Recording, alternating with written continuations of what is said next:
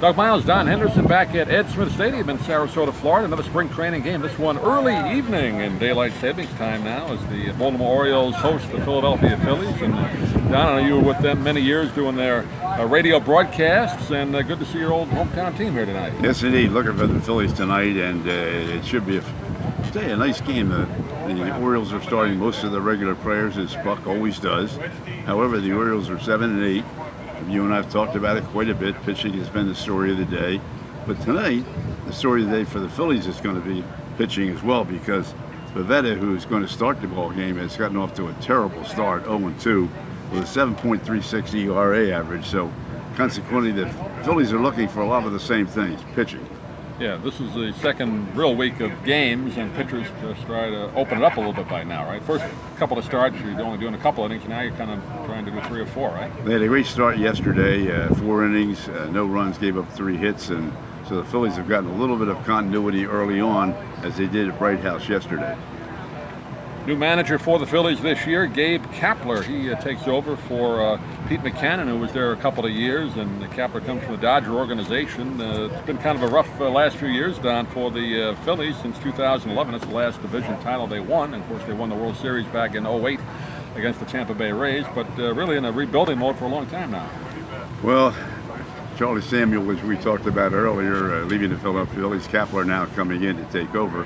Got a great history with the Dodgers in that minor league system, but he's also been sort of a universal manager as well. The USA team, right, over in Israel for a while, went to the minor leagues and managed an independent league for a while, and now the Phillies have elected to bring him in to take over and build some of these young players into major league players and hopefully contenders. I know you know very well, Don, living in Philly, working there. The fans not always very patient. How do they feel up there about the new manager? I know you were up there last fall. Well, I think they're sort of waiting to see. I think they're great expectations. They've got some players. We'll talk about the starting lineup today.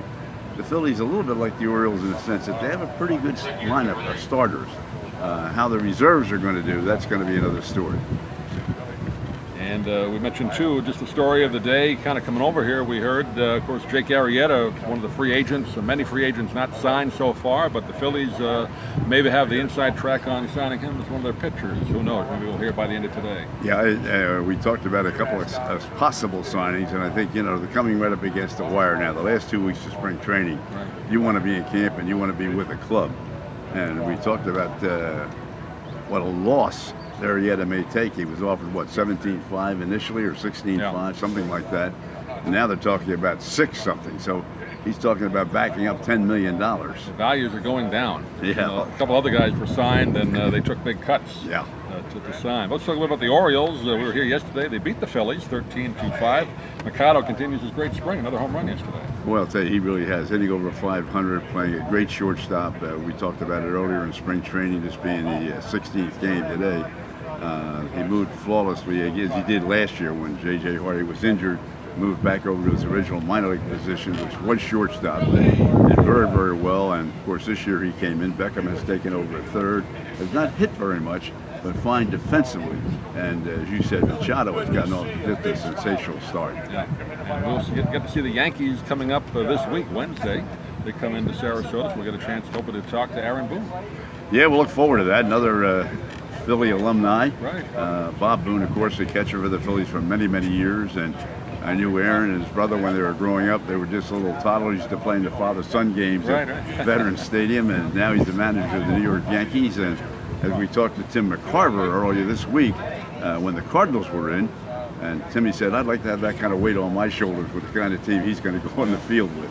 Had a bit of a glitch yesterday. I don't know if you saw the story in the paper. I guess didn't have somebody ready in the bullpen, and they had to bring the relief pitcher they had in back out of the clubhouse to finish the inning. Well, I think that's one of the... Post made a big deal of it. It's not really that big a deal, but they said, that's a little glitch in decision-making. Well, I think that's one of the things Timmy was talking about.